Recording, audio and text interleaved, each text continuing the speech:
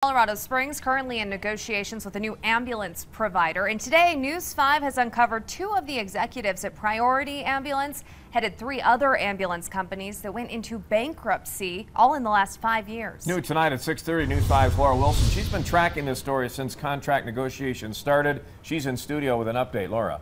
Well, the city says this was a competitive bidding process for the new contract, and another company simply scored better. But the history of Priority Ambulance's executives has some people questioning what that would mean for the future of Colorado Springs.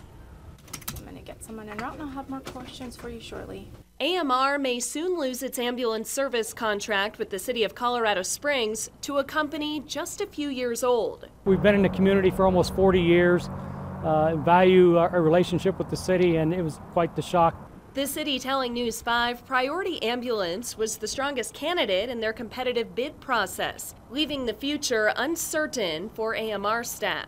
I think we have a lot of concerns for our employees and the community itself, given the history of what we know about the management.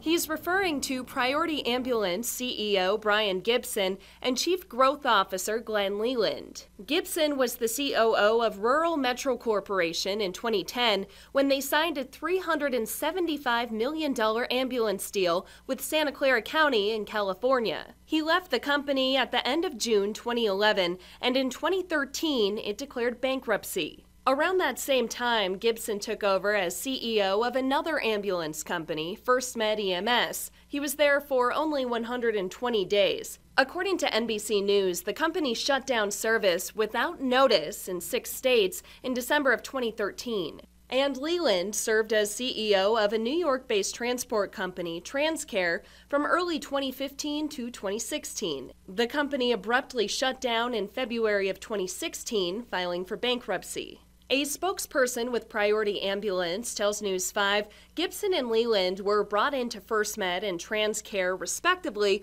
during turnaround situations, with financial issues far predating their time with the companies. They went on to say that their company, which staffs 3,500 people in 9 states, is not a turnaround and would be well equipped to serve the city of Colorado Springs. But AMR is still hoping for a different outcome. We're going to fight to maintain this contract. We're going to make sure that our employees are taken care of in the community.